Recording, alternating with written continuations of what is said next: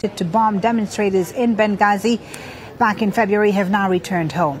They decided not to follow those orders at the last minute and instead fled to Malta. Now, this is them arriving in the last few hours. They were flanked by well-wishers in Tripoli.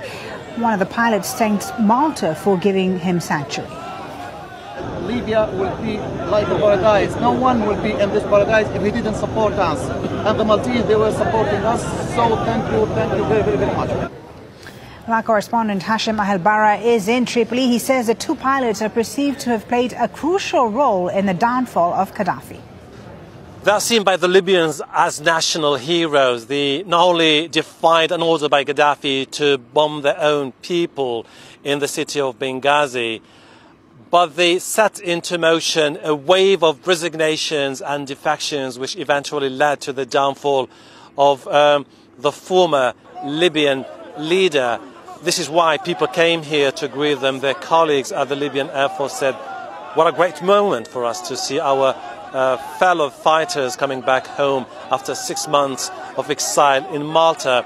On the political front, we're expecting an interim government to be announced soon in the city of Benghazi. The chairman of the NTC, Mustafa Abdel-Jalil, along with the other members, are debating who should take part in that interim government. However, we do understand that it will be represented by around 30 people from different parts of Libya. By that, they would like to ensure a sense of unity. 2 women will be in, and they're saying that the prerequisite for us is that nobody who has had affiliations or connections in the past with Gaddafi will be represented in this government. This is a government which will have to undertake some of the toughest decisions to be made about the drafting of the constitution, a national conference on the future of Libya, and the organization of the elections. We have to take into account that Gaddafi is still on the run, and this is why security is still at stake, and this is one of the issues which will be tackled by this new interim government.